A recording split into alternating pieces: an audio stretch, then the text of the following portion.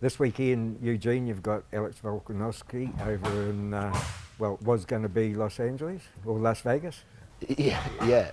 So Alex, as a lot of people know, like I'm not Alex's head trainer. I just kind of assist.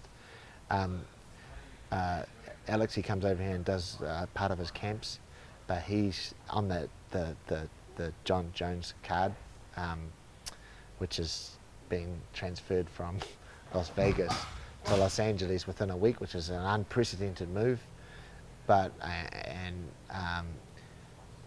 just from Alex's perspective, we've tried to keep everything as natural and how it usually is as possible, because we can't let the actions of someone else disturb what's happening with Alex. He's got a very big fight against a number 5, number 6 guy, biggest fight in his career.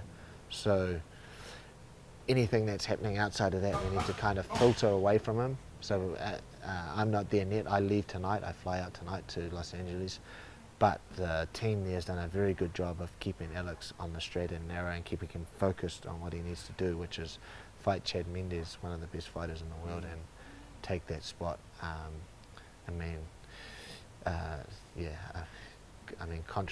Controversially, Alex, who I treat as just another member of our team, is fighting another guy.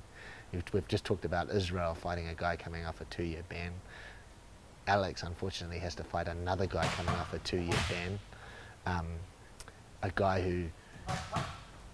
who said it was his eczema cream, and who didn't fight the 2-year ban at all, just completely took the 2-year ban, and now gets elevated perhaps to a position fighting one of my fighters, and in that position, and perhaps who shouldn't be in that position. Perhaps my guys shouldn't have to fight these guys that have cheated. Maybe they should be fighting the guys. We should be rewarding the people that have stayed clean, and those guys shouldn't be in the sport. Nevertheless, the UFC's put us in this position.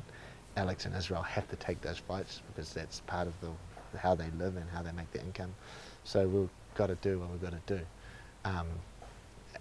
If we're talking about that, then we're also talking about the whole reason the fight got changed from Las Vegas to Los Angeles, because apparently John Jones has been caught with a small trace amount of Tyranobol.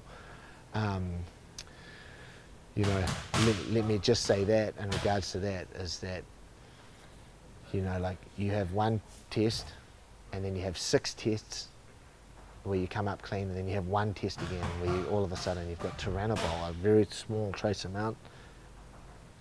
Let me just say that there's something suspicious going on. It doesn't sit well with me, that whole thing, that unprecedented move, and it definitely leaves a funny kind of feeling in the back of my throat. I hope it all comes out in a wash, but the whole thing's definitely suspicious, and it goes beyond, beyond what I can understand and what I know about. So we're just going to get on with our job, and then whatever's happened regarding to that is definitely suspicious, but it will come out in the wash, hopefully. And the matchup against Chad Mendes, is that a good matchup for? So this is what's so exciting about this matchup, and that's why this matchup is a bit of a dark horse. It's because you've got 2 guys with relatively the same build, same height, 2 guys that are very short for the division, 2 very explosive guys with, slightly different nuances, like there's small intricacies that are different to their style, but basically, from a basic level, they have very much the same style. And that's to go forward, throw big shots, go for big takedowns, and everything is, has high horsepower. And you got 2 guys like that. Sometimes that makes for a real exciting fight. So there's some big fights on that card, but a lot of people are saying that this is the sleeper of the card. You got to keep an eye on this one. So super exciting fight. If you definitely watch it.